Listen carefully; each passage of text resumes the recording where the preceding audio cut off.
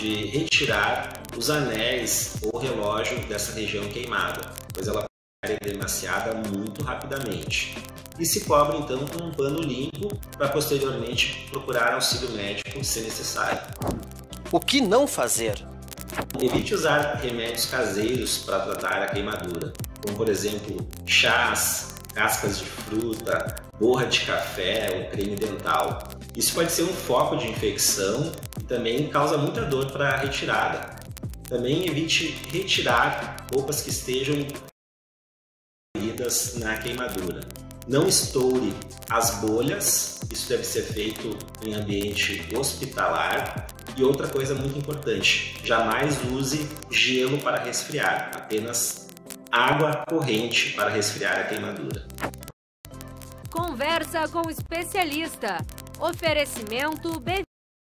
Cuidamos de quem sempre cuidou de você.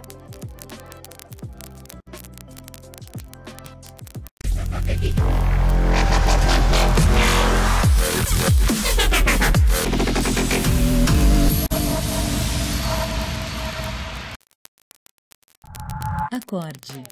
Temos um convite para você dormir melhor. O seu colchão precisa ser personalizado para a sua saúde. Por isso, a Avivar é a primeira empresa do Brasil a montar todos os seus colchões à mão. E por que só a Avivar faz isso por você? Porque para nós, a sua saúde importa muito. Sinta-se convidado a dormir melhor.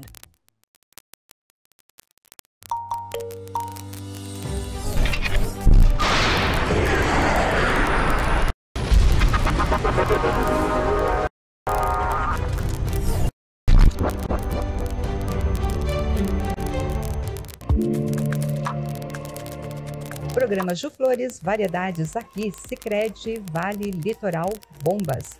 Dicas sobre planejamento, pré-verão e também um projeto muito bacana, educação financeira nas escolas. Você não pode perder. É aqui na RDC TV. Eu espero você.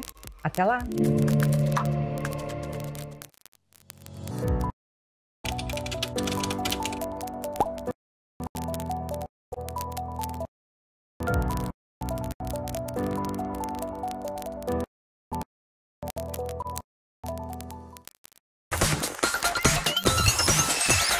RDC TV. O Rio Grande se conecta aqui.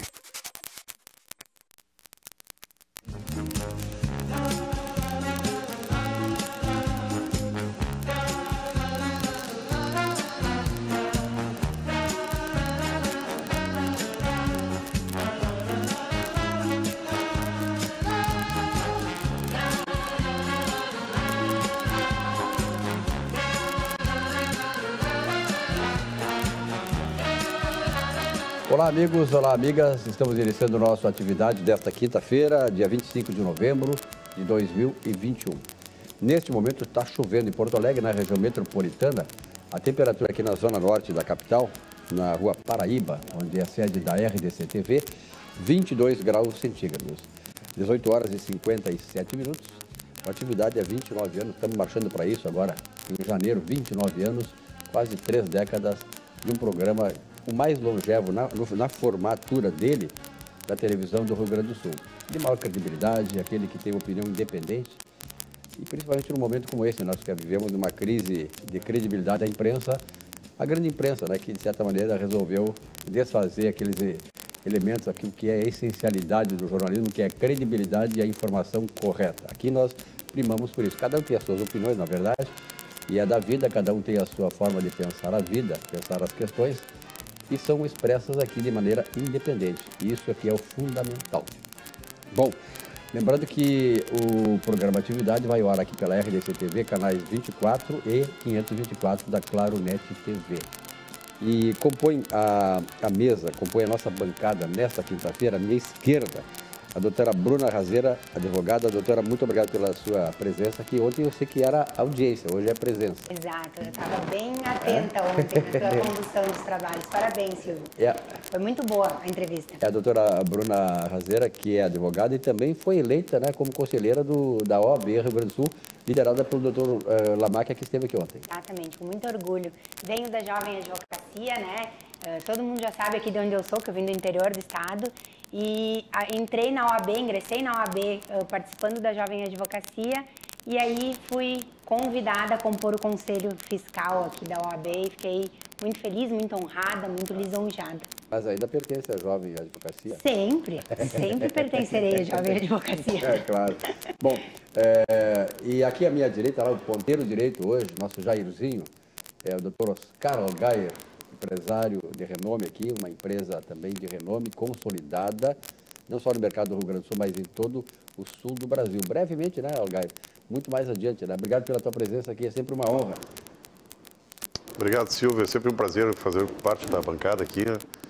E estamos à disposição do amigo aí. Muito bem. E também, agora, compôs aqui o Dr. Allgaier é empresário, a doutora Bruna é advogada, e aqui um outro advogado também, que já esteve aqui no programa, com a nossa honra, o doutor Gustavo Bernardi, da Bernardi Advogados Associados, uma empresa que tem seus laços também fora daqui do Rio Grande do Sul. Doutor Gustavo, muito obrigado pela sua presença aqui, é sempre honroso. Eu que agradeço, Silvio, é sempre um prazer estar aqui contigo. Muito bem. Bom, nós começamos sempre a atividade, doutora Bruna, com uma tradição que é o de passar rapidamente pelo esporte. O doutor Allgaier, agora, antes da senhora chegar aqui, disse que tinha tido um grande sonho, que era de ver o Inter campeão do Campeonato Brasileiro, né? Quer dizer, sonhar não custa nada. Sonhar não custa nada. Allgaier, esse sonho então, será que vai ser realizado? Eu estava olhando, parece que com a derrota de ontem, o Inter perdeu totalmente as chances de ser campeão brasileiro esse ano. Então, vou postergar esse meu sonho. Bom, já que está com a palavra, Allgaier, como é que tu viu a derrota do Internacional ontem? Eu achei que como o gol do Fluminense foi muito cedo, né? O Inter teve quase todo o tempo do jogo para empatar pelo menos, e não conseguiu.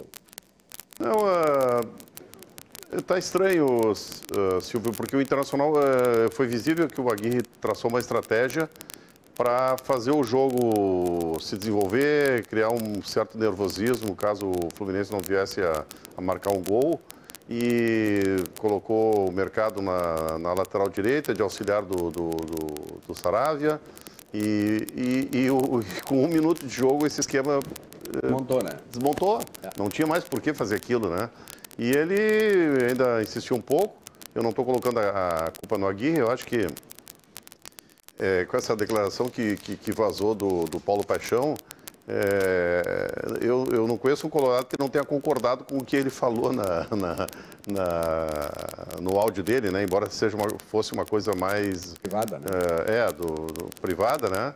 E realmente o Internacional está com um grupo muito antigo de pessoas que já estão acomodadas ali, de atletas que já deveriam já não estar mais no Internacional.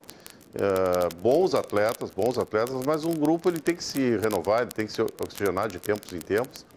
E talvez é o que esteja faltando para o Internacional para que a ambição volte, né? E são atletas que, vamos dizer, são mais espíritos... Tem mais o espírito de derrota do que de vitória, porque faz muito tempo que não ganha nada. Então isso vai pesando no grupo, né? E tem uma hora que não depende do treinador, não depende da diretoria. É o grupo mesmo que já deu o que tinha que dar e talvez esteja na hora de uma boa renovação para o Internacional. E o Inter tem, a gente vê assim, que eu mesmo gremista, a gente acompanha o futebol, independente dessa questão de ser clubístico e tal. O pessoal tem jogadores bons lá, como o Grêmio, mas tem que dar chance a esses que estão lá hoje e que não dão o retorno de ação já de uma certa corrida, dá oportunidade para os novos, né? Aquele centroavante que não jogou, como é o Yuri Alberto, faz falta no Internacional. É um camarada que complementa o jogo, ele faz gols. Então, assim como o Grêmio também, embora o Grêmio tenha o Diego Souza lá, que não está em bom preparo físico, mas faz gol. E o Inter tem esse. É um atleta que não vai ficar por muito tempo ali. Esse sim, que deveria ficar mais tempo, talvez seja um dos primeiros a sair, né? Bom, amanhã vamos ter lá em Salvador, na Bahia, aquilo que os gremistas estão chamando. O Inter que teve o jogo do século lá, o jogo do século para o Grêmio é amanhã, né? Batalha dos Aflitos 2. Pois é, porque a Batalha dos Aflitos 2. O Grêmio, se o Grêmio não ganhar do Bahia, mesmo o empate, eu acho que aí sim, se o Grêmio não ganhar, definitivamente, doutor Gustavo Bernardi, a sua impressão sobre o jogo de amanhã, a expectativa. É exatamente isso. Interessante, eu estava ouvindo a fala do Allgaier aqui, veja como aquilo que ele falou do cartel do Inter se aplica ao cartel do Grêmio, né? A falta de ambição. O emocional do jogador já está um emocional de perdedor, né? o Inter se desestruturou no início do jogo, é exatamente o que a gente vê no Grêmio, né? Os jogadores já estão naquele espírito perdedor. E eu concordo, se amanhã não ganhar, não há o que se fazer mais. Um pouco de zona de conforto também, né? Certamente, certamente. E interessante que, analisando do ponto de vista empresarial, não se parece, né? Porque é um time muito bem conduzido, muito bem administrado, muito bem... Salários em dia, muito bem remunerado, né? Mas, enfim... O que mostra que estrelas, né, quem ganha muito nem sempre... Eu me lembro que a Gaia deve se lembrar bem, eu acho que nós acompanhamos mais o futebol do que a dupla aqui, o Gustavo e principalmente a... O Flamengo uma vez formou um ataque com Edmundo, Romário e Sávio. Era um ataque milionário, que ia destruir tudo, não ganhou nada, né? Então isso mostra que não adianta ter nome, ter o valor do cheque no fim do mês, grife, não adianta. O Grêmio e o Internacional, Gaia, eu sempre digo isso aí, eu acho que tu concordas comigo. O Internacional e o Grêmio, os grandes títulos de um e de outro, o Inter foi, na década de 70, um time imbatível, eu adorava, ia no Beira-Rio, embora gremista, eu tinha muitos amigos, o Figueiredo era muito meu amigo, fazia cobertura para o Jornal do Brasil e o Globo aqui, então eu dava muito destaque para ele e começou a aparecer em termos nacionais através das reportagens que eu fazia. E o Inter era um time imbatível, agora veja aquele time do Inter, tinha 2, 3 de fora e a maioria era daqui. Falcão, Paulo Sérgio, Carpegiani, Batista, aquele cara. O Grêmio também, depois, na década de 80, quando o Grêmio foi campeão da América, etc. e tal, a mesma base dos jogadores locais, saiu da base. Então não adianta formar jogadores, trazer milionários de lá que não vai resolver nada. Não é mesmo? Doutora Bruna, alguma opinião sobre o futebol ou passou? Pois é, eu vou dizer que eu estava muito ocupada com a campanha da OAB nesse último mês, não vi TV quase. Tá, então me desculpem por isso. Para que a nossa atividade, um oferecimento aqui do Banrisul, da Corsã e do supermercado Zafari. Falando em Banrisul, o Banrisul que apoiou tanto a economia do Rio Grande do Sul, e eu sempre digo na área primária, ele é que consolidou esse parque, digamos, produtor de primário, secundário da área dos negócios do campo. E hoje nós temos uma agricultura, uma pecuária fortalecida em função dos financiamentos, do incentivo dados pelo Banrisul ao longo da história. Mas hoje o Banrisul tem aí o crédito consignado. E veja essas vantagens do crédito consignado, que é uma outra forma de atuação do Banrisul, muito importante, né, para esse segmento. Vamos ouvir então essa mensagem do Banco do Estado do Rio Grande do Sul sobre o crédito consignado. Boa notícia para aposentados ou pensionistas do INSS ou servidores públicos. No Banrisul, o crédito consignado é bem diferenciado, com taxas reduzidas, prazos flexíveis e portabilidade com condições especiais. Aqui você tem uma baita margem de até 35% e contrata rápido pelo Banrisul Digital, Home Banking ou agência. O crédito é imediato e o débito em folha. Entendeu, né? Crédito consignado é no Banrisul. Muito bem. Doutora Bruna, a senhora consegue controlar a gula? Não. Não? Então se prepare. Vamos agora começar o nosso tour gastronômico com o Armazém do Queijo, tá, Gaia? Vamos começar lá no Armazém do Queijo para ir de leve, né? Depois a gente vai avançando, né? João Tumeleiro. João Tumeleiro. O grande João Tumeleiro, um grande empresário, que tem uma visão extraordinária, né? E é hoje o homem que está tocando esse gastronômico aqui, que nos orgulha muito. Aí está a figura do João Tumeleiro. Tem que estar sempre sorrindo, né? Imagina. E padaria, queijaria, mercearia gourmet aqui em Porto Alegre é o Armazém do Queijo Empório Gourmet.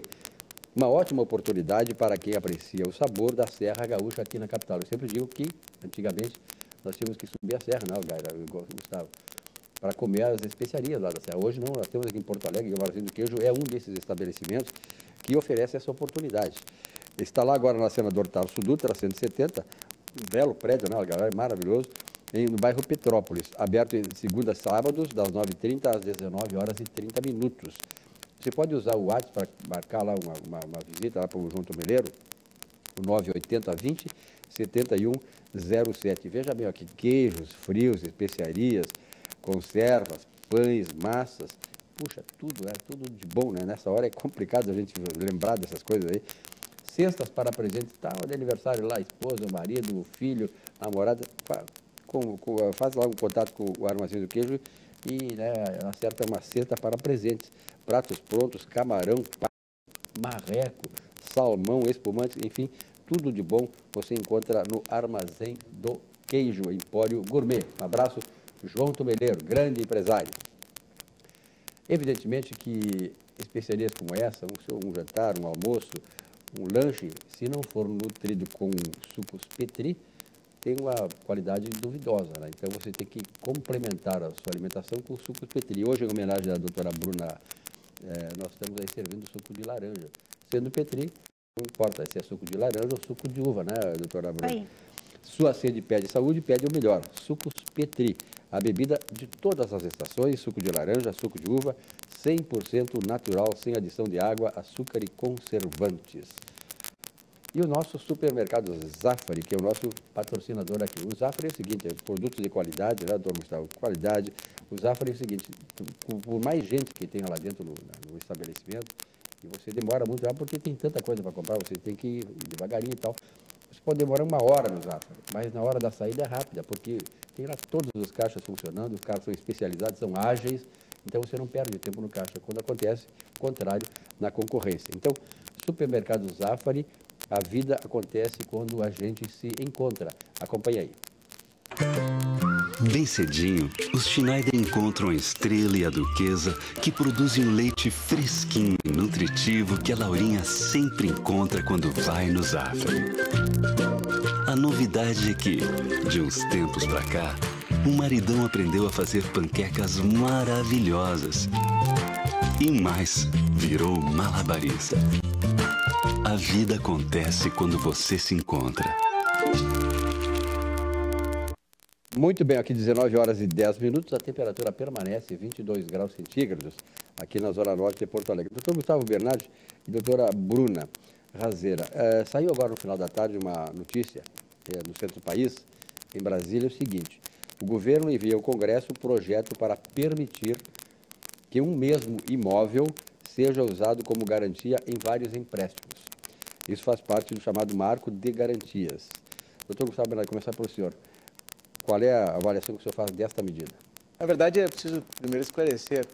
Nunca houve um impedimento em que o mesmo imóvel funcionasse ou servisse para mais de um financiamento como garantia. O que ocorria era uma primeira hipoteca e uma segunda hipoteca. Instituto que é largamente utilizado nos Estados Unidos, na Alemanha, na Inglaterra, até aqui mesmo no Chile e na Argentina. O que ocorria aqui no Brasil é que a instituição financeira tinha como regra não permitir que se fizesse uma segunda, uma terceira hipoteca.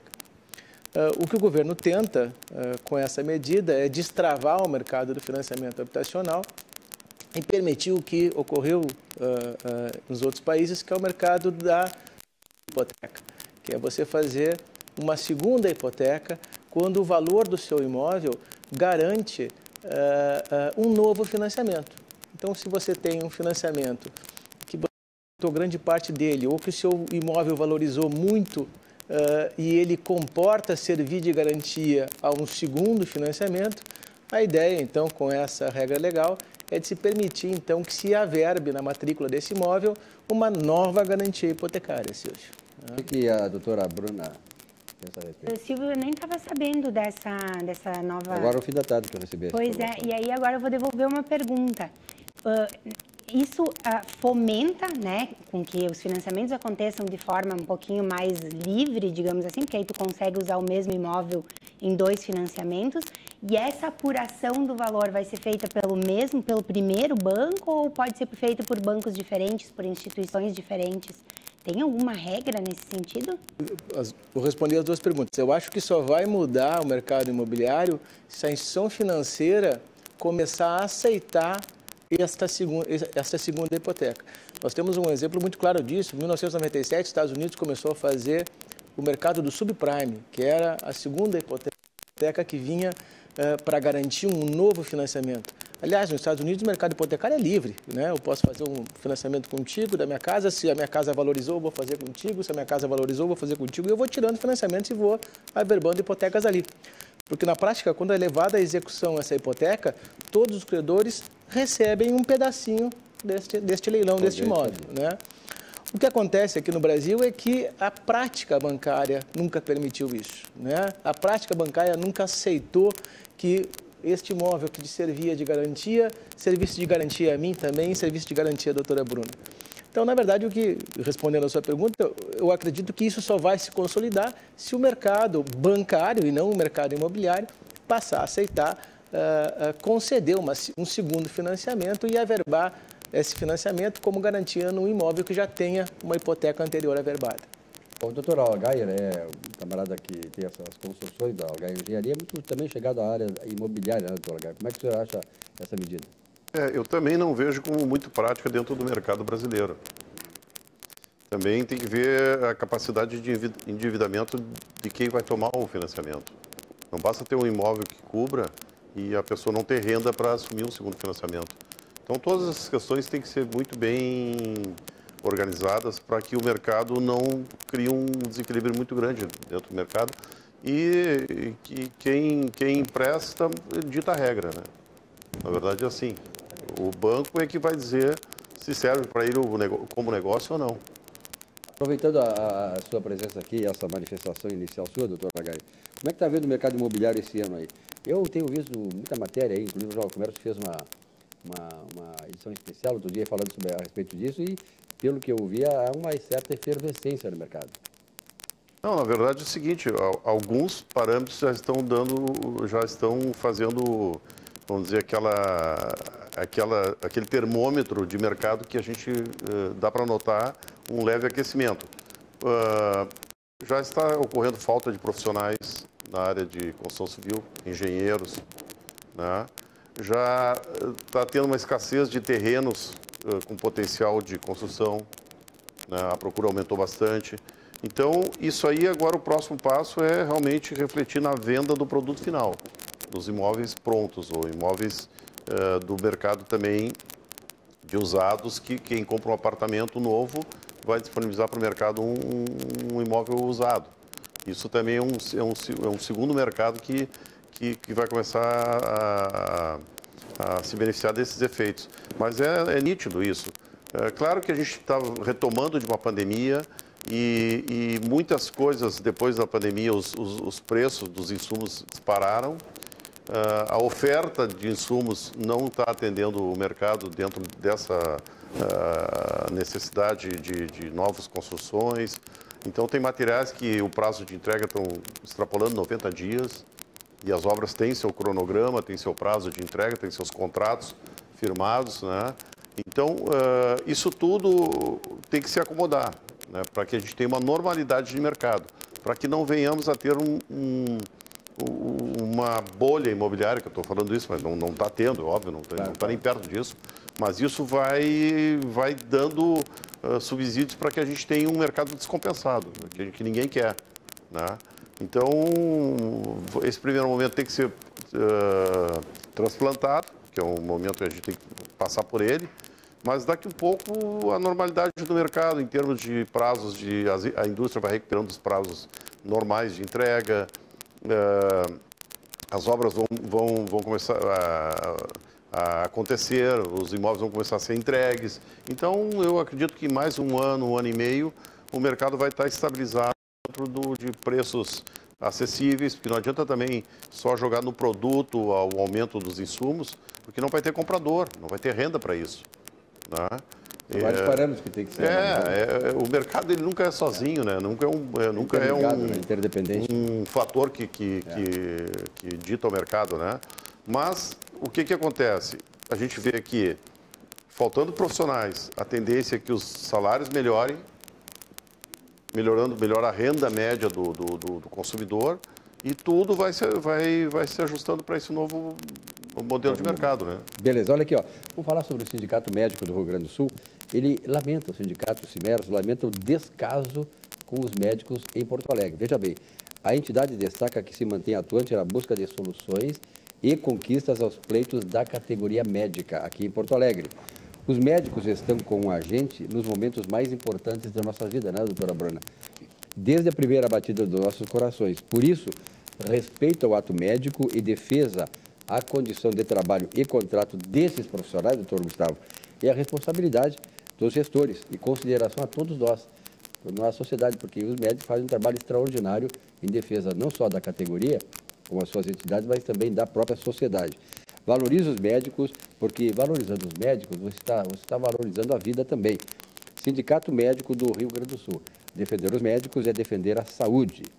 É a nossa auxiliadora predial. A auxiliadora predial começou pequenininha, aqui está hoje, ela está consolidada no mercado do Rio Grande do Sul e já fugiu lá, passou das fronteiras aí do Mampituba, e estando lá fazendo grande sucesso e se consolidando no mercado paulista, onde tem lá a atuação e a competição com empresas, inclusive, de caráter internacional.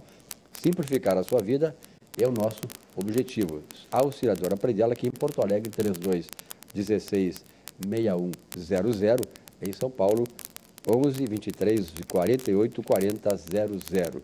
E a nossa companhia rio-grandense de saneamento, a Corsã, Gaia, que é desta área de infraestrutura e tal, ela agora vai ter um grande push, né? Porque, na verdade, a Corsã, segundo o governador aí, Eduardo Leite, que está dando a continuidade daquilo que já foi feito lá no governo anterior, e alguns governos anteriores também assinaram com isso, a Corsã agora vai ser privatizada, então ela vai ter recursos para fazer aquilo que até agora não conseguiu fazer, porque é preciso investimentos muito grandes e ela não tem esse capital necessário para tanto. Mas o futuro do nosso planeta depende, por exemplo, da conservação de água. E a Corsã lançou um movimento Água 360 Graus para propor soluções ambientais. Somos parte desse meio ambiente que precisa ser cuidado hoje para garantir um amanhã muito melhor. Saiba mais, corsã.com.br, Água 360 Graus. Vamos cuidar juntos? Claro que vamos. Corsã, evoluir nos define. Governo do Estado do Rio Grande do Sul, novas façanhas. Vamos acompanhar. Sabia que o saneamento básico é muito importante para a saúde, para a educação, para a renda, para o meio ambiente, para uma vida melhor. A gente sabe.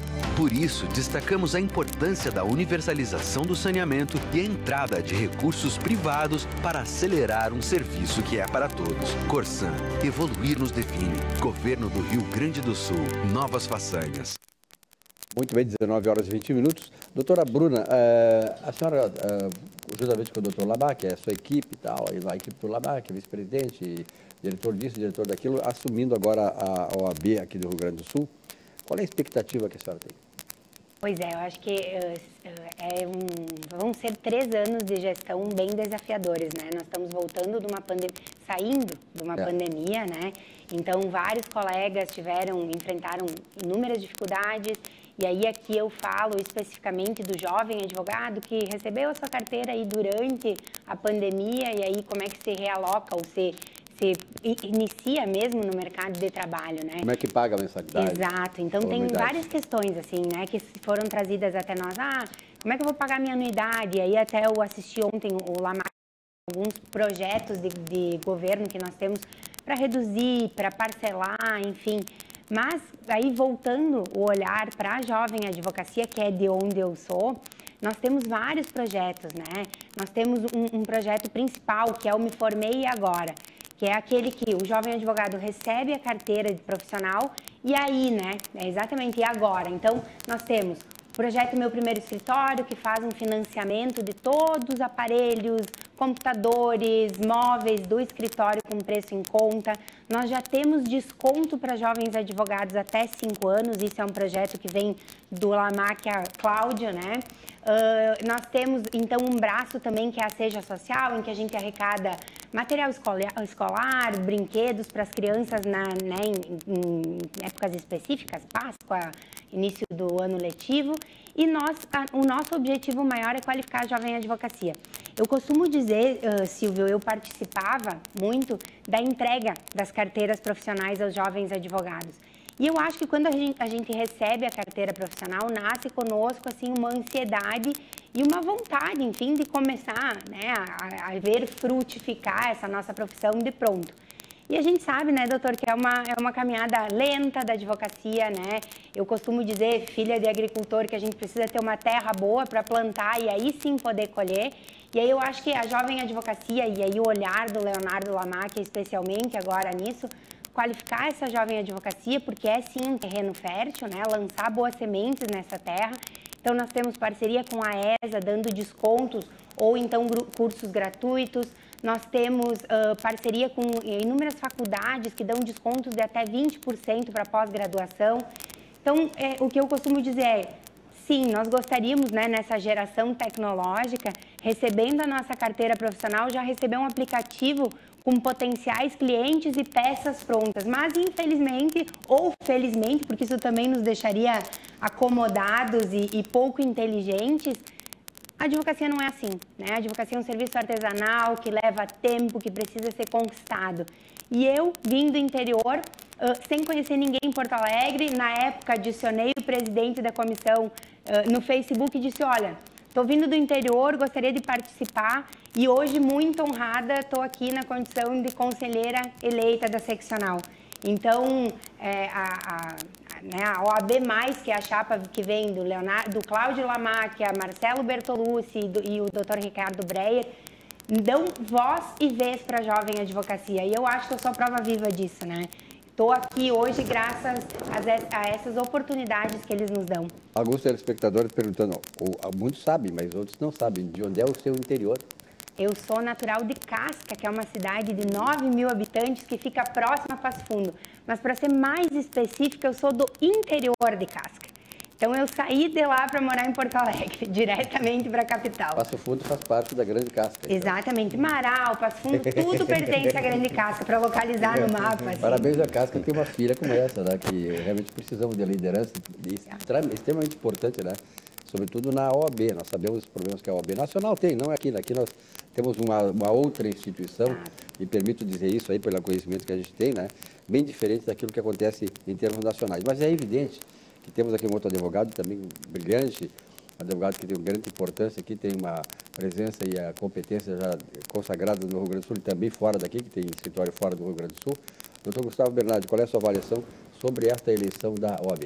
Não, eu acho que o que a Bruna falou está muito correto. A OAB+, ela vem desde o Cláudio.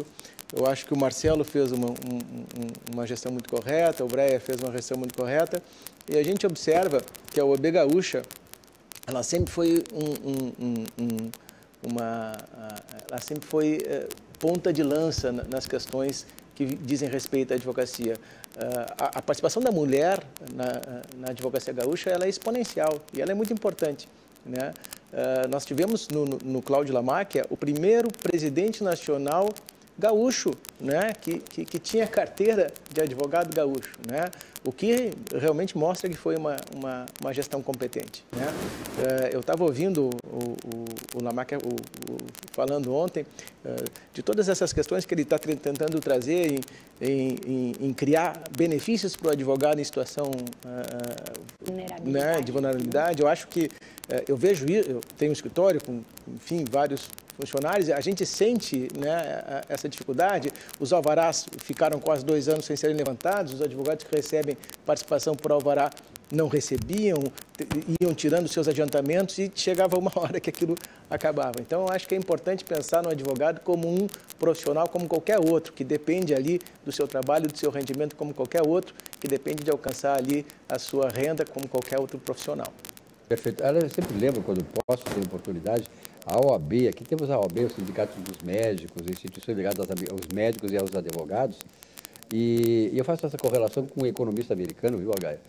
Ele viajou durante 30 anos por todos os países do mundo e acabou o efeito dessa ida dele, essas viagens, essas observações como economista, está num livro chamado Por que as Nações Fracassam. E ele identifica, viu, doutor Gustavo Bernardi, doutora Bruna, ele identifica que as nações fracassam quando elas estão sendo comandadas, sendo lideradas por instituições extrativistas. Elas extraem da sociedade e não dão retorno para a sociedade. E as nações, doutora Bruna, que prosperam, que se desenvolvem, são aquelas que têm instituições inclusivistas. Elas se incluem e incluem a sociedade nos projetos dela.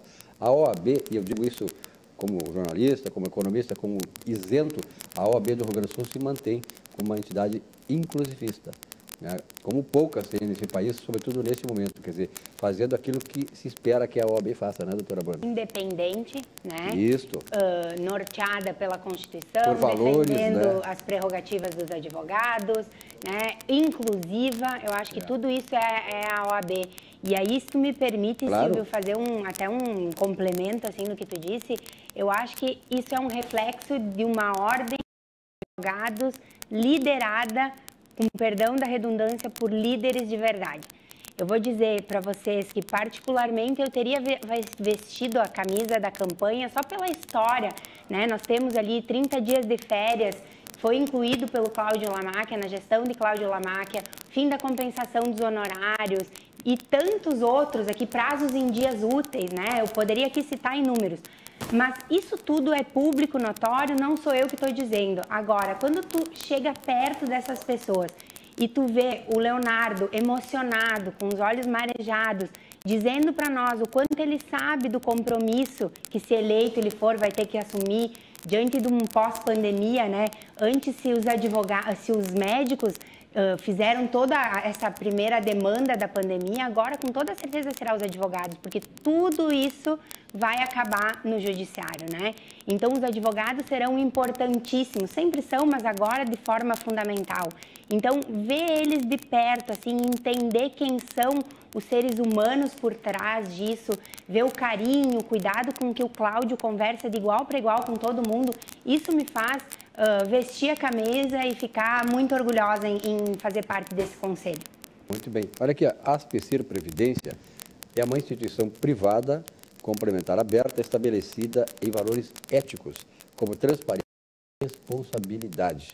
Com mais de 100 anos, centenária, ela tem um trabalho de dedicação e é reconhecida por sua atuação no ramo previdenciário, sempre inovando e desenvolvendo produtos que atendam às necessidades e proporcionem a tranquilidade aos seus associados.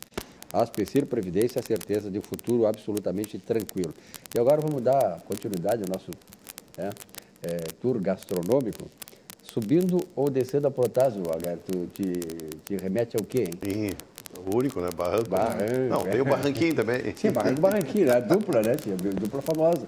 O Algar de dias assim, ó, daqui a pouco não sei se você vai sair daqui e vai para lá, né? Porque o Algar sempre tá nessas coisas, essas boca boa aí, né? Sim, com certeza. Barranco há 52 anos, no coração dos gaúchos.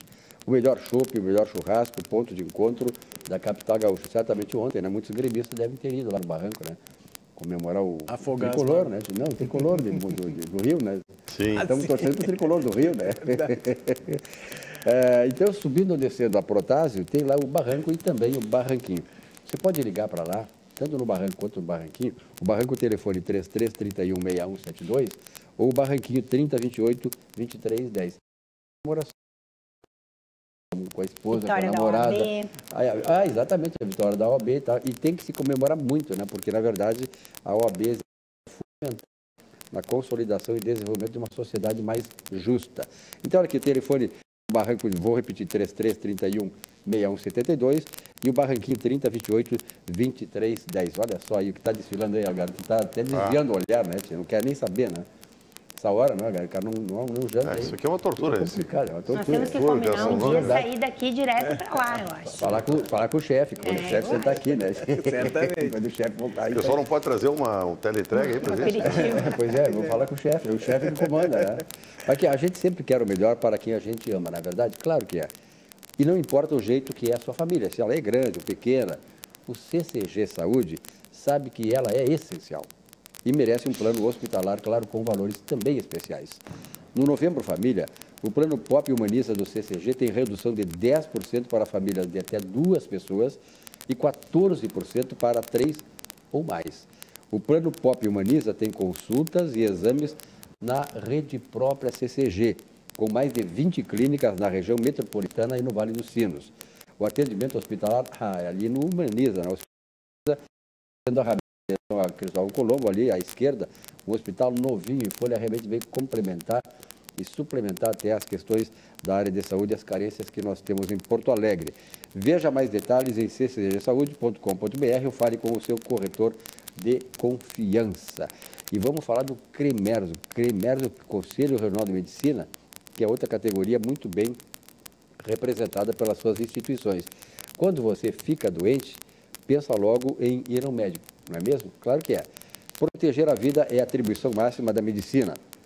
E defender a medicina é a maior atribuição do CREMERS. Por isso o CREMERS está fazendo um alerta. Confira se o médico que atende você está devidamente registrado no site do Conselho, que é o cremers.org.br. Faça isso. Somente o profissional médico pode diagnosticar doenças, indicar tratamentos médicos e realizar procedimentos invasivos. É fundamental pensar nisso aí, invasivos. Só médico, não coloque a sua saúde em risco. As sequelas podem ficar para sempre. Cremers, em ação pela saúde. Pois hoje, né, a Câmara de Vereadores, eu quero começar uma avaliação tua. A Câmara de Vereadores aqui aprovou o projeto por 26 votos favoráveis. Eu até gostaria de saber quem foi contra isso. E as matérias não apontaram essa questão. Temos que saber quem é contra Porto Alegre. Eu já imagino, né? De 33 vereadores, já que temos aqui, né? 36 vereadores, 10 não votaram, ou se abstiveram, não foram votar, ou votaram contra. Então a população tem que saber quem é contra o desenvolvimento da cidade. Contra o projeto esse que foi aprovado, Bruna, de reabilitação do Centro Histórico de Porto Alegre. Ele vai exigir também uma revisão no plano diretor para fazer com que haja o desenvolvimento ou o redesenvolvimento do centro da capital. Importante lembrar, Algar, que era a tua opinião, que já há um financiamento francês de 1 bilhão e 80 milhões de reais destinado a obras, inclusive a obras de reabilitação do Centro Histórico da capital. E aí, Algar? Não, Silvio, esse projeto é maravilhoso. Tive a oportunidade de estar na bancada quando o César Schirmer trouxe o projeto aqui para apresentar em primeira mão. E prevê, assim, Porto Alegre vai ser outra cidade, né? O nosso centro histórico vai ser daqueles da gente passear com o cachorrinho às 10 da noite sem problema nenhum, né? Iluminação, questão dos prédios abandonados, né? Já houve a desocupação ali do Esqueletão, que é um prédio que era um problema no centro ali, né? A questão de integração das forças de segurança com câmeras em todo o centro histórico. E a gente anota também a procura de empresários por prédios no centro para fazer retrofit. Né? Isso me consultam a toda hora para ver se tem algum prédio que possa ser adquirido para fazer um retrofit, fazer apartamentos pequenos, fazer coisas que possam ter algum valor e se beneficiar desse projeto, né? E o projeto não se restringe a isso. Tem também a questão do muro da Mauá, que vai ser também tratado nesse projeto, né, na revitalização, que é também uma coisa que é um pleito de quase todo cidadão porto-alegrense, aquela questão de esconder aquela orla do cidadão, né? Tem questões técnicas também que há uma certa relutância por parte de técnicos em função das enchentes, mas desde 41 a gente não teve nenhuma enchente que obrigasse, que desse para pôr a prova do muro, que é mais recente do que aquela época, obviamente, né? E está de parabéns o prefeito Melo, César Schirmer está de parabéns. Eu acho que é um trabalho que... E o que a gente nota é o seguinte, um governo que está se iniciando. Não foi um governo que esperou 3 anos para fazer alguma coisa. Já no primeiro mês de governo já havia um movimento nesse sentido, né, de aprovar esse projeto. Então, estão de parabéns os vereadores que entenderam o projeto e que votaram a favor de Porto Alegre. Isso aí, eu fiquei muito satisfeito com essa notícia aí. E vamos, só quem tem a ganhar é Porto Alegre e sua população, né? Eu nessa questão de... Tinha uma movimentação, uns querendo derrubar o muro, outros querendo manter o muro e tal. Nessa questão, eu fico em cima do muro. É complicado mesmo decidir. Mas quem passa à noite, principalmente, aproveite agora, de repente tem uma passada lá. E quem queria a derrubada do muro não quer mais. Eles fizeram uma obra maravilhosa lá, caindo águas e luzes. Grupo Synergy, daqui de Porto Alegre. Aqui de Porto Alegre. É uma loucura que está... Tem imagem, pega aí, coloca nas redes sociais, na internet aí, maravilhosas. Não só ali, começa já no muro da Mauá ali, no Cais do Porto, e vai circundando toda a orla do Guaíba, até lá o Beira-Rio. Depois tem aquela outra etapa, né, que vai ser da fase 3, que foi entregue agora no mês passado, e que vai até um pouco mais do Beira-Rio. Então, olha, a Porto Alegre, quem vem à noite, eu tinha um amigo meu que veio de São Paulo outro dia, a doutora Bruna, ele disse, eu desconheci Porto Alegre. Começa lá com aquela maravilhosa arena do Grêmio, depois vai pela orla do Guaíba, tem o Beira-Rio também, que é bonito também, né? Mas a noite é maravilhosa. O que está achando dessas mudanças todas? E a Multiplan, que vai fazer agora toda a outra parte lá na frente do Golden Lake. Agora, só pegando um pouquinho o que o Algar falou, eu sou advogado de direito imobiliário, exclusivamente direito imobiliário, trabalho com fundos imobiliários, e nós passamos hoje a manhã inteira atendendo já 3 fundos imobiliários interessados nesse projeto de retrofit. Sim, já mexeu com o mercado, né? Já mexeu com o mercado. Não só isso, as questões de melhora de índices construtivos, de aproveitamento de terrenos, de isenções, de concessões. Eu acho que o Melo está fazendo uma excelente gestão e essa gestão, inclusive, começou pensando na regularização fundiária de Porto Alegre também, ou seja, não só nessas questões de construção, mas de regularizar os ITBIs em atraso. Agora reduziu pela metade o ITBI para quem quer regularizar os seus contratos de gaveta. Ou seja, o Melo vem fazendo todo um movimento para regularizar a questão fundiária de Porto Alegre. Isso é muito importante, viu? É muito importante. Ele tem, desculpe, senhor, mas claro. Assim, só pegando o gancho, o Melo ele tem a vivência do dia a dia da cidade, ele sabe das necessidades. Ele não desceu de paraquedas ali no cargo. Eu não tenho procuração para defender o prefeito. Isso é verdade. Né? Sim, é verdade. Mas ele é profissional do ramo, né, como se diz. Né? Ele é um peregrino de Porto Alegre. Ele nasceu com um alicate no bolso ainda, ele anda, sabia? E ele tem um poste que tem aquelas coisas, barbearia, isso, ele pega e corta, que aquilo ali está sujando a cidade. O Melo sempre foi assim. Esse final de semana eu mostrei com uma pessoa que me disse o seguinte: todo mundo tem que ser profissional. Até o assaltante. Era um empresário me contando o assalto dele, em que o cara estava mexendo na pistola e fingindo que ia atirar nele, mas o cara era um profissional, ele sabia mexer na pistola. Então, o Melo é um político profissional. Então, todo mundo tem que ser profissional no que faz. Seria um gestor, bem dizer. Um gestor profissional. E disso que nós precisamos. Aliás, o prefeito Melo, ele já está se articulando e está se credenciando para voos mais altos, né? Porque, na verdade, ele realmente é um executivo que tem sensibilidade, tem visão. E, sobretudo, ele sabe se relacionar com as pessoas, sejam de um lado ou de outro. Ele é um camarada que sabe unir as pessoas. Isso é uma coisa fantástica. Ele é um agregador, né? Com certeza, é um agregador. É isso que a gente precisa, né, doutora Bruna? Não, na verdade, 2 coisas, né? A quem interessa não melhorar o centro. E eu acho que, assim, morador do centro ou não tem por que não querer melhorar uma parte da nossa cidade, independente de onde ela se localize. O centro tem prédios muito bonitos, históricos, a revitalização dele é fundamental até para a cidade, né? O nosso centro a gente precisa preservar.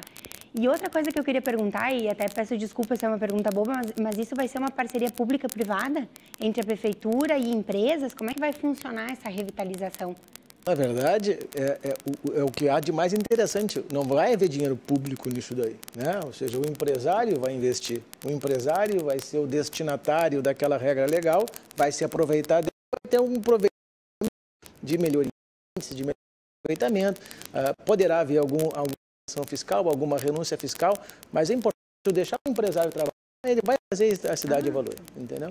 E também a prefeitura tem uma moeda muito forte, que é a questão do índice. Índices, é verdade. O índice é uma moeda. Existem prédios no centro que não podem ser modificados, reformados, ampliados, nem construídos por questão de preservação de patrimônio.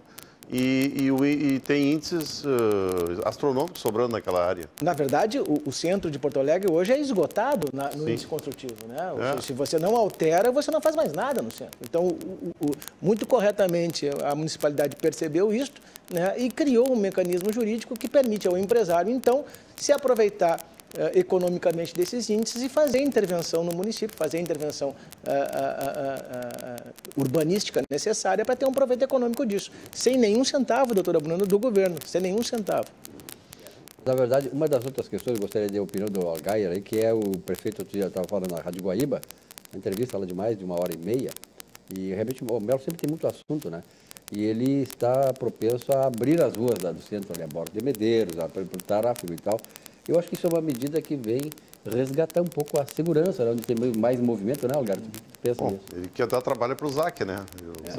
O Zac tem que trabalhar também, né? O Zac tem que trabalhar um pouquinho também, né? Mas só vir aqui no programa, né? Não, o Zac tem que trabalhar demais, até você acompanha há muito tempo a trajetória dele como gestor público também.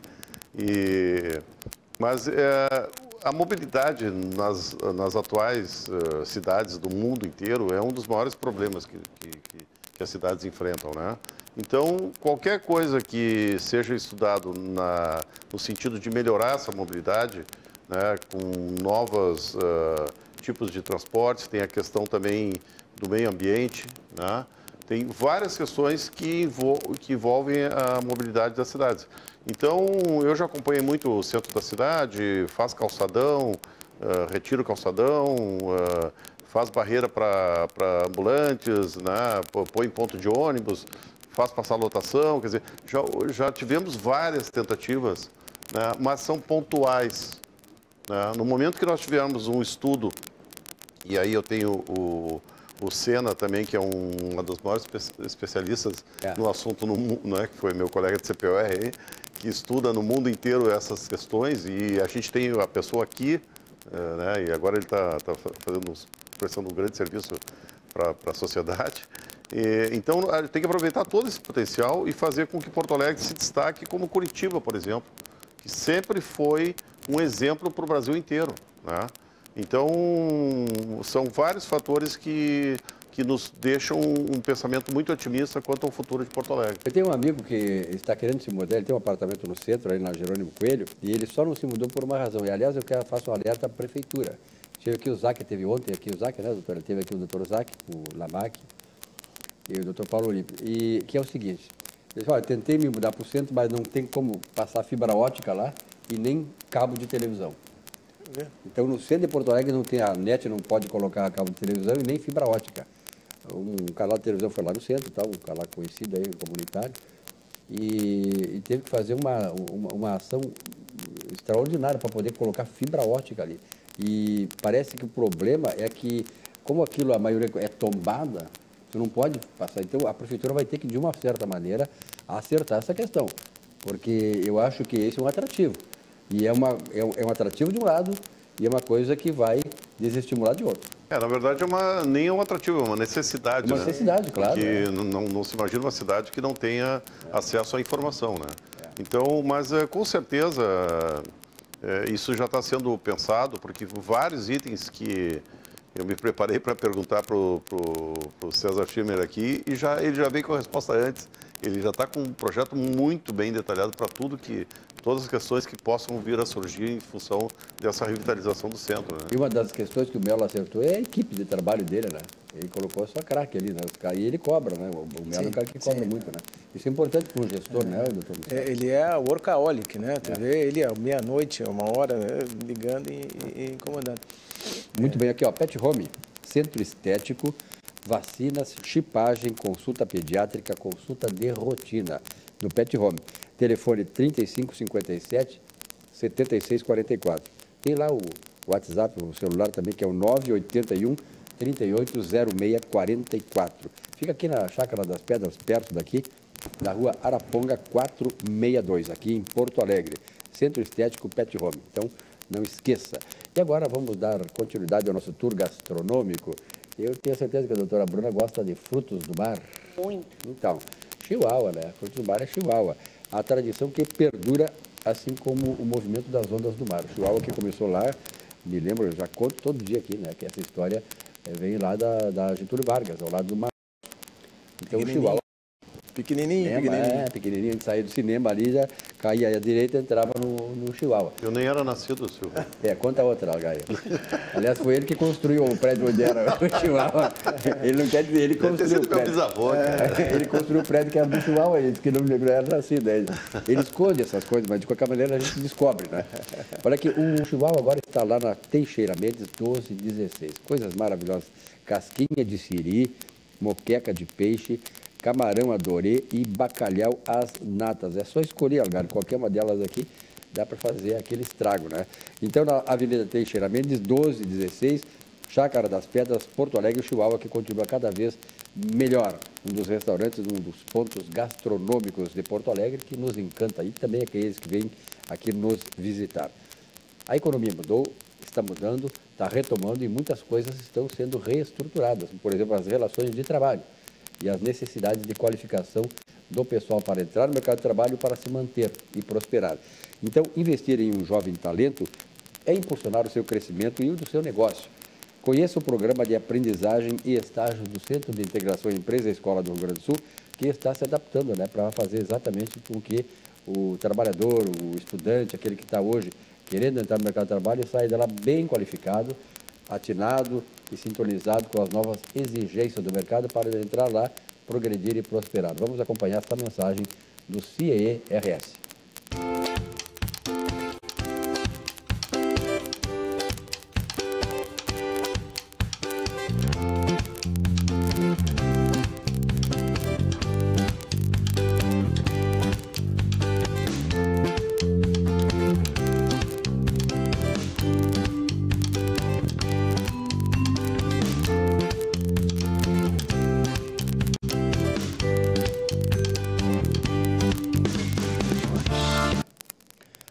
O CIEE começou também, como tudo, começa devagarinho, pequenininho e tal, e agora o Dr. Lagarde estava lembrando que ele começou lá também. Eu também comecei no CIEE, fazendo cobertura lá no CIEE, que era lá na Borges de Medeiros. Sim, não. Na descida ali da Borges de Medeiros. É o Sulacap, aquele edifício? Exatamente, sim, edifício Sulacap. Começou ali no 6º ou 7º andar, uma salinha.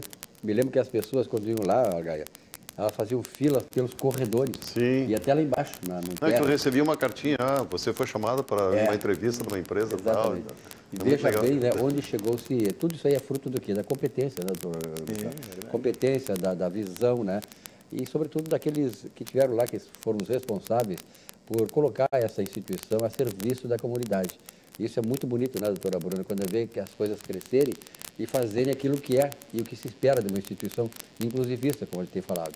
Ou seja, ela fazer aquilo, o seu trabalho, redundar em prosperidade, em coisas boas para a sociedade. Doutora Bruna, uma pergunta aqui do telespectador. O bem financiado deve entrar no inventário? Sabe, Silvio, que essa pergunta veio bem a calhar, né? Estou com um advogado de direito imobiliário, estou com um construtor aqui, né? Então estou bem amparada. Estou curioso aqui no meio. Na verdade, é uma pergunta bem corriqueira, né? A gente sabe que, falecendo uma pessoa, todos os bens que são de propriedade dela, obrigatoriamente são levadas para o inventário, para daí se inventariar, como a gente chama, e aí dividir entre os herdeiros. Eu já expliquei aqui várias vezes quem são os herdeiros necessários, quem não são, mas e aí nesse caso, né, que o Silvio nos perguntou, e um bem financiado? Como é que funciona a questão do inventário, da partilha, faz, não faz? Como é que deve se proceder em caso de um bem financiado? Então, primeiro, nós precisamos analisar lá naquele contrato de financiamento se existia algum tipo de seguro que, em caso de óbito, previsse a quitação, digamos assim, desse financiamento, que é um seguro que a gente chama de prestamista. Tá? Então, a primeira coisa a se fazer é analisar esse contrato e entender, existe essa cláusula?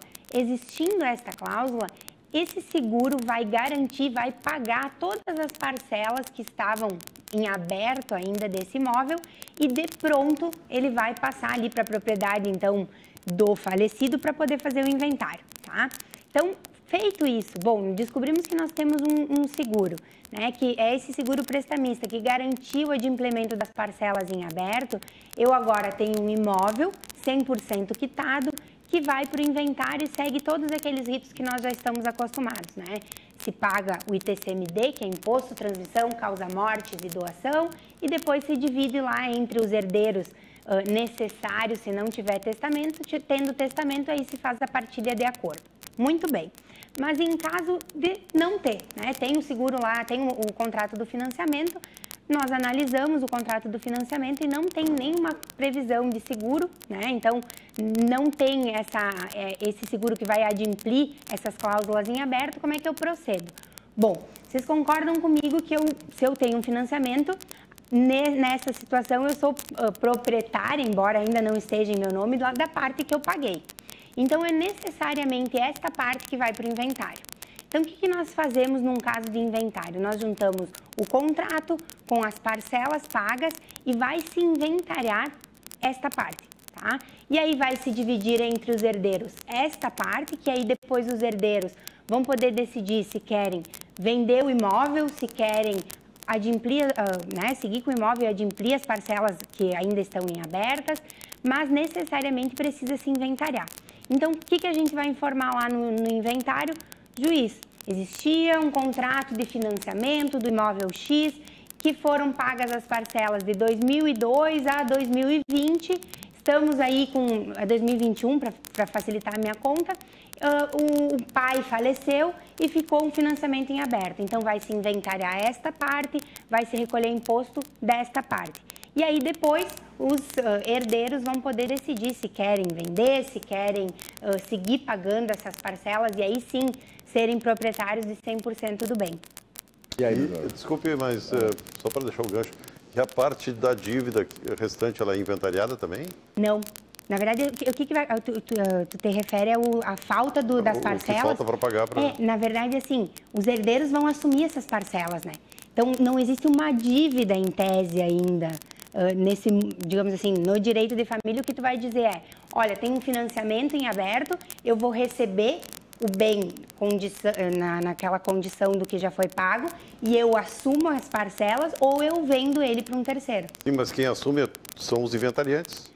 No inventário vai ficar o inventariante responsável que vai honrar as parcelas, sim. Depois entre os herdeiros. Não, desculpe, os herdeiros não assumem, não dividem também de forma igualitária? Isso aí. Igualitária a dívida? Na verdade, de novo, nós temos aqui um cacoete da instituição financeira no Brasil, né? Se faz o inventário da parte imutável, que é a parte quitada, e se faz a inventariança dos bens e direitos da parte a pagar, o que provocaria, eventualmente, se fosse em um outro cenário, que se fizesse a cisão do contrato e que se entrassem esses herdeiros para dentro do contrato. O que ocorre no Brasil é que hoje, se você leva um formal de partilha para uma instituição financeira dizendo o seguinte, olha aqui, ó, eu agora sou o herdeiro de 1/3 deste imóvel aqui, quero ingressar para dentro da matrícula imobiliária, a instituição financeira não te dá o termo de quitação necessário para te fazer essa averbação. Então, o que acontece hoje no Brasil é que o herdeiro herda a chamada parte imutável que ele pagou, se torna responsável pelas dívidas que tem pela frente, porque, de fato, esses direitos são transmissíveis e os herdeiros recebem esses direitos, mas ele não consegue efetivar de forma absoluta a transcrição matricular desse direito dele para dentro da matrícula do imóvel, né? E é interessante porque a hipoteca e a alienação fiduciária, né, ela provoca um direito, uma propriedade ficta, né? Então, na verdade, o alienante, aquele que comprou, só vai ser dono lá no final, quando pagar a última parcela. O que seria mais lógico que a instituição financeira permitisse que ele fizesse a averbação do formal dele. Essa dívida fica de maneira informal entre os... E a venda, doutor, o senhor pode explicar para nós também? Então, o que ocorre? E por que o agente financeiro não pensa dessa forma? Porque o agente financeiro está enxergando a garantia. A garantia é o imóvel, ele não quer saber quem é o que deve, né? Ele está enxergando o imóvel, né?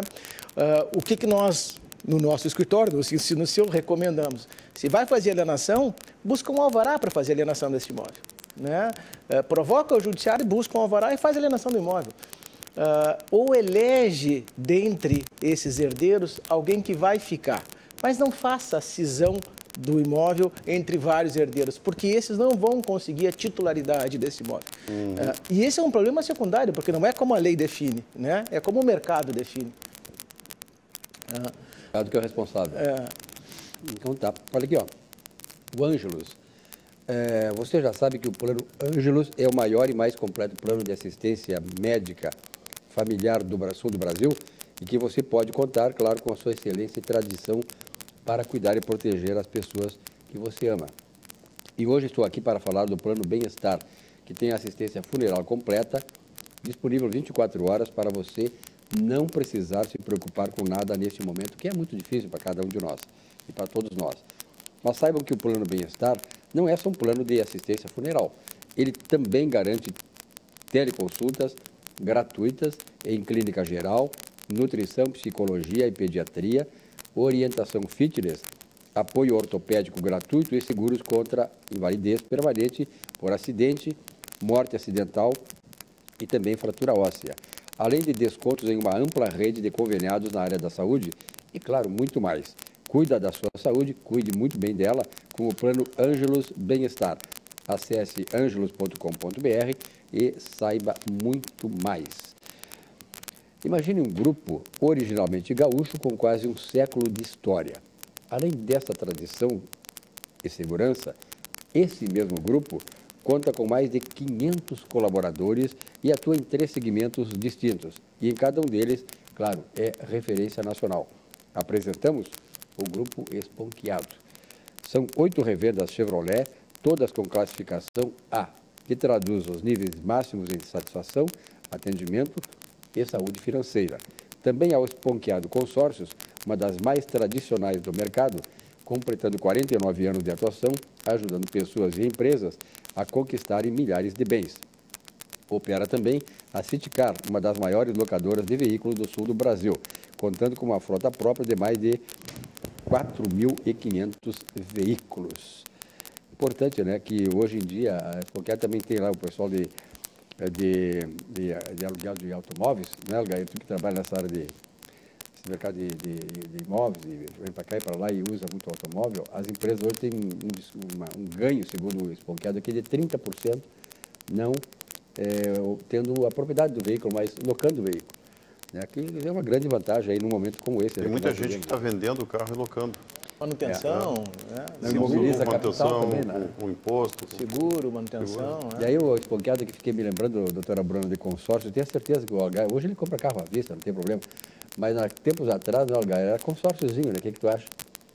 O consórcio teve sua época, né? Mas ainda hoje, 70, hoje ele está também retomando um pouco porque o preço dos automóveis disparou, né? Então é uma modalidade que permite que a pessoa compre sem pagar o consórcio de imóvel é um mercado muito forte pujante, também. Né? Então esses grupos aí se especializaram nisso aí, estão bem fortes. Mas hoje tu compra na bucha o carro.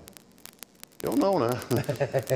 Talvez alguém compre, mas eu já fiz muito consórcio porque quase uma poupança forçada, né? Quando tu vê, daqui a pouco tu tá com bem, ou tem por sorteio, ou tu tá precisando do carro, tu faz um lance, ele te dá muita flexibilidade para isso. Eu tinha um amigo, um professor aposentado, o que ele fazia? Ele tinha 10, 12 consórcios.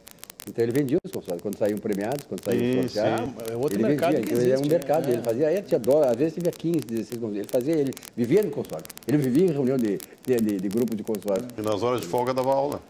Ele já estava aposentado, acho que nem sobrava, ele era profissional disso, ele vendia. O Algar falou em CPOR e me lembrou que meu primeiro carro foi uma Paraty GLS que eu comprei quando entrei no CPOR.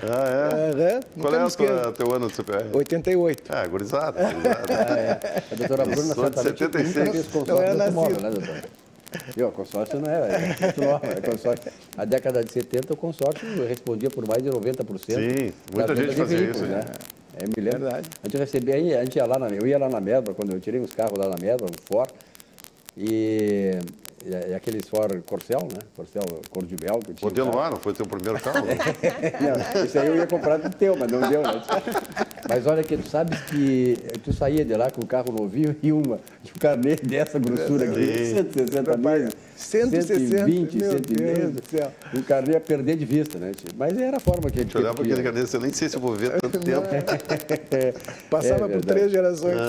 É verdade. Olha aqui, ó, vinhos do mundo, né? Quem não gosta de vinho? Tu é apreciador de vinho, né, Algar? Há muitos anos. Silvio, se é que eu sou, eu aceito aí. Ele quer esconder o jogo. Ele quer esconder o jogo. Não, mas o vinho sempre o vinho é muito bom, né? Não tem quem não goste, né? É verdade. Vamos ver se tu sabe onde é que é o maior consumo per capita de vinho no mundo. Qual é o estado? Acho que é Veranópolis, pode ser. Não é casca, né? Capital da longevidade. Produz, aí não entra não entra na contabilidade. O maior consumo per capita de vinho no mundo era no Vaticano, o estado do Vaticano. Imagina por quê, né? Muita missa. Então, olha aqui, ó. O mais importante para vinhos do mundo é proporcionar que é cliente a melhor experiência de vinhos, sempre com a garantia da economia e qualidade. Passe em uma loja e confira. São 3 lojas Vinhos do Mundo aqui em Porto Alegre. Temos uma aqui na Cristóvão Colombo. Essa é a minha preferida aí. Aqui pertinho. 14, essa aí o Silvio manda e desmanda, tá? Não, é bom. Estou dizendo para o telespectador, vai lá nessa loja aqui da Cristóvão, fala que é amigo do Silvas, paga e leva o que quiser. É do Silvas, não é do Silvio, tá? Não, Silvas. Vai confundir. Diz o meu nome lá, quem é esse cara? Olha aqui, ó. E também nós temos aqui na Alamítio, a Alameda, eu juntei tudo aqui, vinho, eu falei vinho, né? Alameda Lípio César 203, no bairro Boa Vista, em Porto Alegre. Também espetacular. Essa é a minha. E a minha é lá na Getúlio Vargas, 1135, no coração do Menino Deus. Sempre uns prédios muito bonitos, né? Não, lá eu vou com quem? O Govinati, quando ele abre a mão lá e me dá uma garrafa de vinho, né? Mas e dava uma por semana, agora é uma por mês, né? Tá difícil, tá complicado mesmo. Bom, hoje saiu um dado, doutora Bruna, eu queria começar com a senhora aí para ver a sua avaliação a respeito disso. O IBGE lançou agora no final da tarde uma informação de que a expectativa de vida do brasileiro. Eu me lembro, antes dessa informação, quando eu nasci, há pouco tempo atrás, eu digo assim, eu sou da segunda metade do século passado. Eu sou do século passado, mas da segunda metade. E a expectativa de vida do brasileiro era de 46 anos, na década de 50. Hoje, o IBGE anunciou que nós estamos com uma expectativa de vida, ou seja, quem nasceu hoje, no Brasil, quem nasce hoje, e esse dado do ano passado, de 2020, vai ter uma taxa de expectativa de vida de 76,8 anos. E isso é 3,3 anos mais do que há 10 anos atrás. Claro que, vamos começar com a doutora Bruna. Isso o homem, né? Porque a mulher a mulher vai aos 90. Só tem mais viúva, né? Pode ter mais viúva. Eu sou exceção, né? Eu sou exceção nisso, mas só tem mais viúva, 80% são viúvas e os outros 20% são os valentes aí que conseguiram, né, inverter essa expectativa. E aí, doutora? Eu acho que... eu vou contar uma experiência minha de quando eu cheguei em Porto Alegre. No interior, as pessoas, depois de uma certa idade, elas esperam, né, que algo aconteça assim... Esperam a vida passar. E quando eu vim para Porto Alegre, eu lembro que me chamou muita atenção que eu fui no shopping Moinhos de Vento e estava cheio de senhorinhas tomando um chazinho, um café da tarde e tinham saído do cinema. Tudo viúva. Arrumadas, bonitas, bem cuidadas. E aquilo me causou assim uma surpresa de como as pessoas estavam se preocupando em envelhecer com qualidade de vida. E eu acho que isso reflete nessa expectativa de vida. As pessoas hoje fazem exercício, procuram o médico com regularidade, cuidam da alimentação e cuidam do emocional também. A gente viu a pandemia explodindo os consultórios médicos, psiquiátricos e psicológicos, enfim. Então, eu acho que é uma soma de fatores, mas sim, né, a medicina mais avançada, a preocupação com a qualidade de vida. Aqui no Rio Grande do Sul, nós temos Veranópolis, que é a cidade, né, da longevidade. Eu, por exemplo, a minha avó... Tu é de Veranópolis? Não, eu digo porque, justamente por isso, é conhecido no mundo inteiro pela cidade da longevidade. Tá certo. A minha avó faleceu com 94. Então, assim, nós temos uma expectativa... E ficou viúva aos 29. Então, nós temos uma expectativa de vida muito maior. Eu, particularmente, gostaria de viver muito, mas se fosse de forma lúcida, independente, assim... Senão, eu acho que essa expectativa não faz muito sentido. Mas me parece que é um reflexo de tudo isso, assim. Na verdade, né, doutor Gustavo Bernardi e doutor Lagai, isso também reflete um certo desenvolvimento do país, né? Um certo avanço do ponto de vista de serviços públicos. Apesar de tudo, né, nós ainda temos uma margem assim, de entender que o Brasil realmente prosperou em algumas coisas boas. O SUS é um exemplo mundial. Ela é mal administrada, pode ser isso, aquilo, mas ainda o SUS é um exemplo mundial. Ele podia ser melhor aperfeiçoado e tal, mas é por aí também que as coisas caminham, né? Um dado, nós tivemos a Franchise Invest agora, mês passado, as franquias 60+, foram as franquias com maior procura dentro da Feira Nacional de Franquias, né? Aliás, o mercado imobiliário desenvolvendo residenciais para a terceira idade, desenvolvendo projetos de condomínios para voltados para a terceira idade, né? Esse é um mercado que vai certamente só crescer, em razão desse próprio aumento da expectativa de vida, mas também pelo aumento da produtividade do sênior, né? O sênior cada vez fica mais produtivo, não só por necessidade, mas porque hoje a tecnologia permite, as pessoas têm mais saúde, as pessoas se cuidam mais, então o sênior vai produzindo durante muito mais tempo e continua sendo relevante na sociedade, né? Antigamente as pessoas trabalhavam muito, né? O pessoal, eu sei que da família da Ana, todos agricultores e pessoas com 45 anos com um aspecto de 70, né? De sol a sol, de 5 da manhã às 5 da tarde, se alimentando com uma viandinha que a mulher levava para todos, para o pai e todos os filhos que estavam ali ajudando na lavoura. Então, não tinham esse tempo que hoje se tem. Quando eu vi a propaganda ali da Corsã também, o saneamento básico é um dos fatores que contribui muito para isso, né? Com certeza. Porque naquela época não existiam essas condições de água tratada, de esgoto tratado, essas coisas todas. O acesso à medicina, acesso a... Tudo isso, saúde, tudo isso. Ajudou, né? E também a pessoa hoje tem tempo para fazer a sua corridinha, fazer o seu fitness, se cuidar mais da alimentação também, que era uma alimentação balanceada naquela época. Então, vários fatores, né, que levaram a esse aumento na expectativa de vida. Falaste que a tua avó morreu com 94 anos. A minha avó, pela minha mãe, que era argentina, minha mãe é argentina, a minha avó, a mãe da minha mãe, morreu com 101 anos.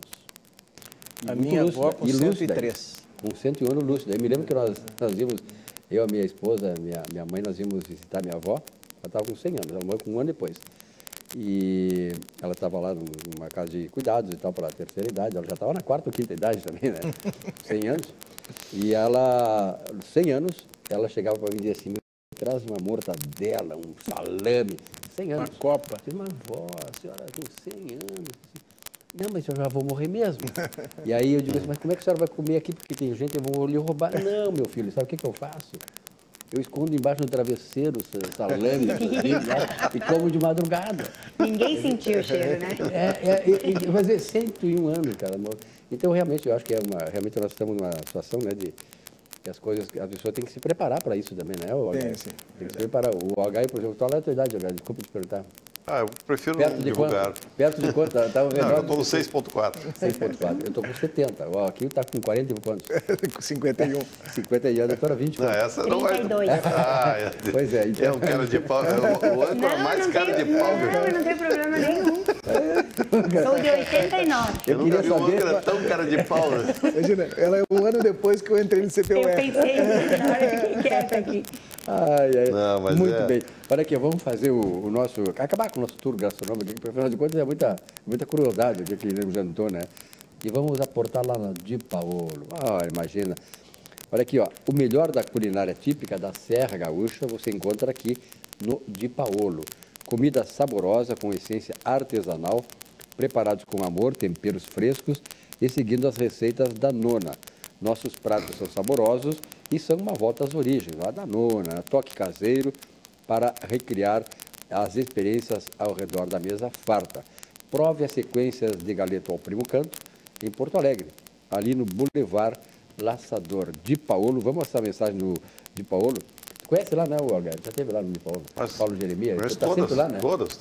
Almocei lá em Gramado domingo no Di Paolo. É verdade. Então, uma mensagem aí para o Paulo Jeremias, do Di Paolo, realmente essa casa extraordinária da gastronomia gaúcha. Tem coisas que a gente nunca esquece. A nossa origem é uma delas. E os rituais familiares nos conectam com o nosso lado mais verdadeiro.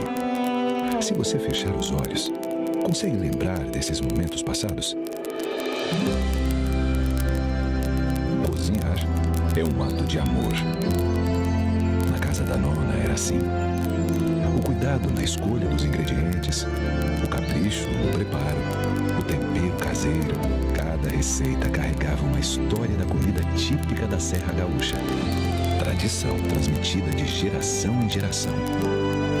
Uma refeição feita com tanto carinho que deixou muitas memórias. Alimento para o corpo, mas também para a alma. Virou uma lembrança que ficou para sempre. No Di Paolo, respeitamos todos os processos de qualidade e técnicas, mas não abrimos mão de uma coisa: o sabor artesanal da Casa da Nona.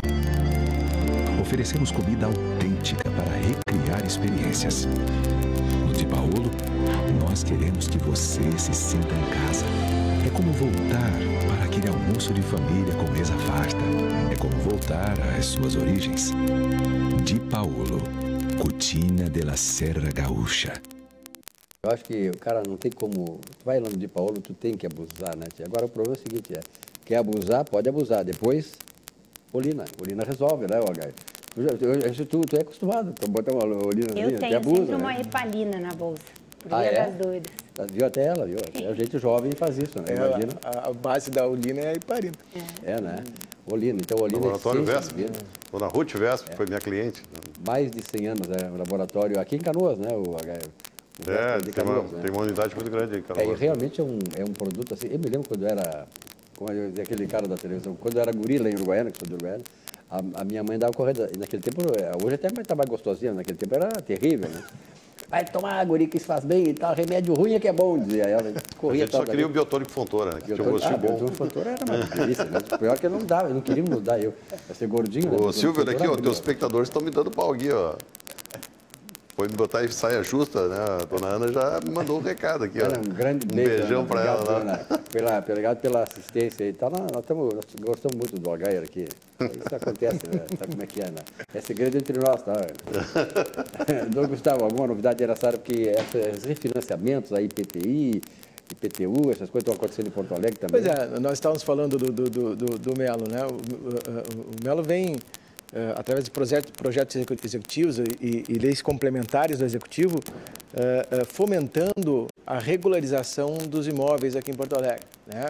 Então, iniciou aí com um grande programa de parcelamento dos débitos fiscais com o município de Porto Alegre, desde o ITBI, do ITCMD, da taxa de fiscalização em serviços, do ISS, né? Hoje nós temos um programa exemplar para o Brasil inteiro.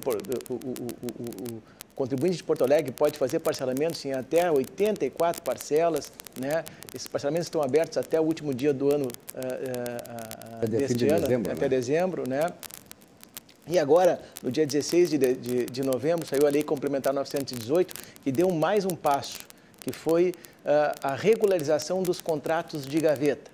A doutora Bruna deve saber disso. Existe um sem número de contratos que as pessoas compram, assinam as promessas de compra e venda e, por uma razão ou outra, não concluem essa aquisição através de uma escritura de compra e venda, né? Ou porque não tem o recurso necessário para pagar o ITBI, ou porque alguma coisa aconteceu e há todo um mercado secundário desses contratos, dessas cessões desses contratos, em que as pessoas vendem por preços mais abaixo. Porto Alegre agora estabeleceu um desconto de 50% no ITBI para regularização de contratos de gaveta assinados até dezembro de 2020. Então, se você tem um contrato de gaveta, passou alguma dificuldade, não conseguiu escriturar esse contrato, este é o momento. A partir do dia 1º de janeiro de 2022 até o dia 30 de abril de 2022, você poderá fazer a regularização desse contrato, recolhendo uma taxa de ITBI de 1,5%, portanto, 50% de desconto sobre a taxa base, né? E poderá parcelar isso aí em até 12 vezes, inclusive utilizando o cartão de crédito. Isso é uma novidade, né? Há uma expectativa de 8 bilhões de reais em contratos de gaveta serem regularizados aqui no município de Porto Alegre. É uma novidade, isso nunca teve, né, um desconto tão agressivo, um fomento tão agressivo de regularização. É preciso entender, você que tem contrato de gaveta, que não regularizou, que isso traz uma valorização enorme para o seu imóvel, né? Você, estando com o seu imóvel regular, estando com ele escriturado em seu nome, o valor desse bem é outro, né? De você ter ele através de um mero contrato guardado lá numa gavetinha, numa pastinha e não tendo escriturado esse imóvel. Outra questão importante também é que isso regulariza as dívidas de IPTU. Muitas vezes as pessoas transacionam seus imóveis por contrato de gaveta, não alteram a responsabilidade fiscal lá na prefeitura e este novo comprador deixa de pagar o IPTU. Quem é que vai ser inscrito em dívida ativa? Quem é que vai para o SPC? Quem é que vai para o Serasa? Quem é que vai responder uma execução fiscal? Quem é que vai ter a sua conta bloqueada? É aquele cara que está lá na matrícula do imóvel, não quem comprou. Então, aproveitem esse benefício. Ele começa agora do dia 1º de janeiro, vai até o dia 30 de abril deste ano.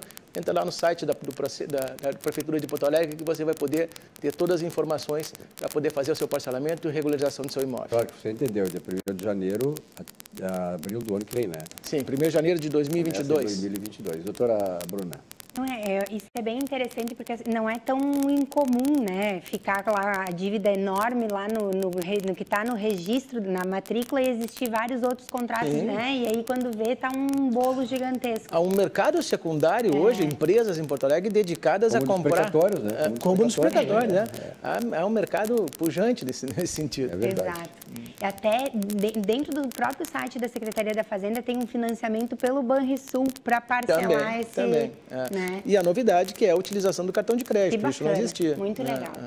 Muito bem. Olha aqui, ó, doutor H, eu gostaria de ouvir a sua opinião, porque saíram os dados aí sobre a inflação, né?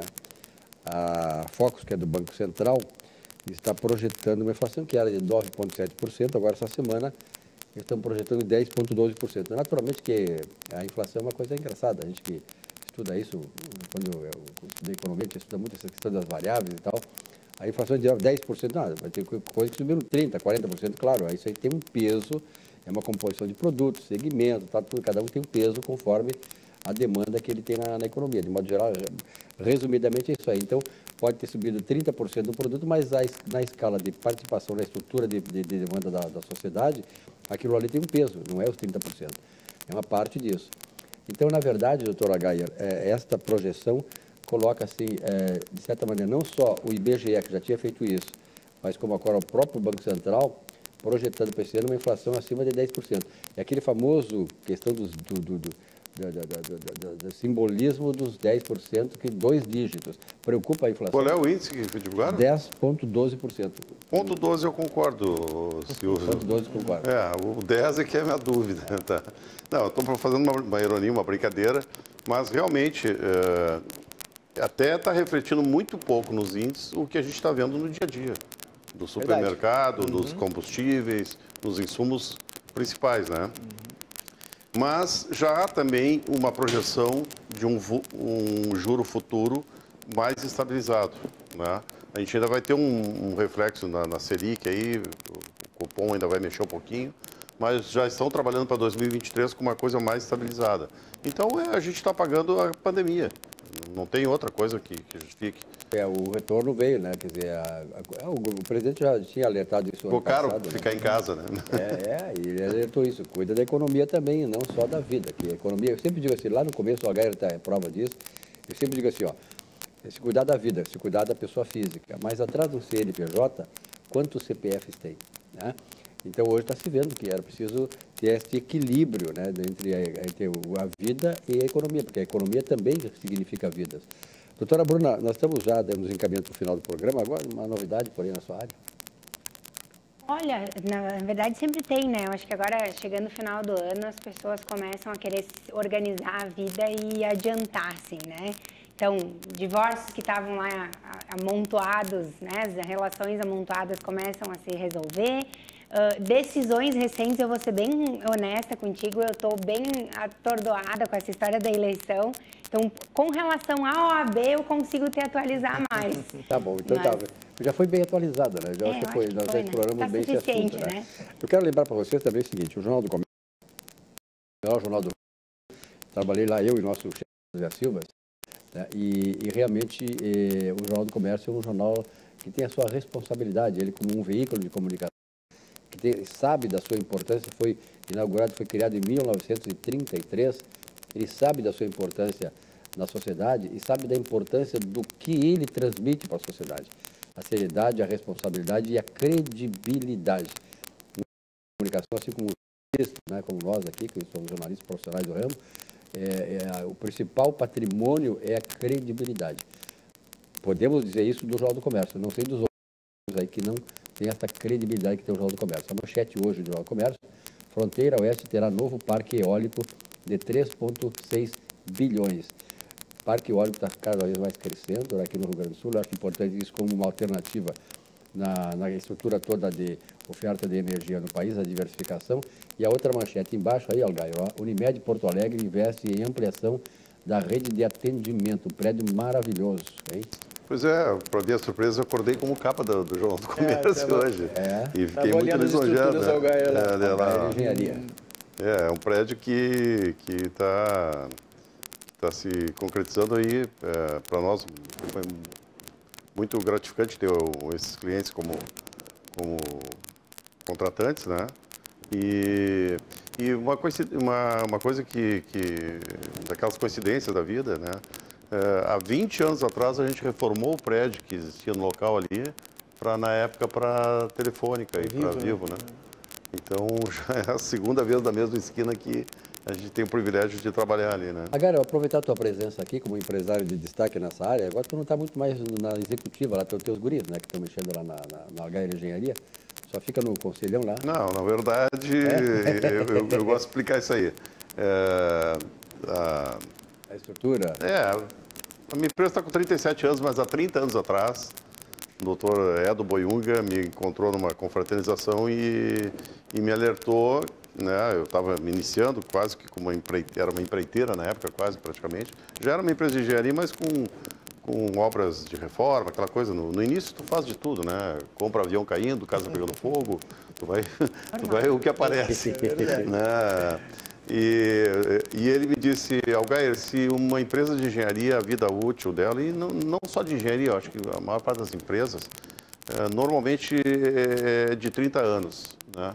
Se em 30 anos não houver uma boa sucessão ou uma profissionalização da administração dessa empresa, ela está fadada à concorrência passar por cima. E aquilo ficou na minha cabeça, né? Tinha 24, 25 anos, né? Quando ele falou isso aí. E aí eu me preocupei e tive muita sorte de poder fazer uma boa sucessão. O Maurício assumiu a empresa, já assumiu há quase 10 anos. Né? Eu levava ele muito cedo em reuniões importantes. Isso, amigos meus, empresários,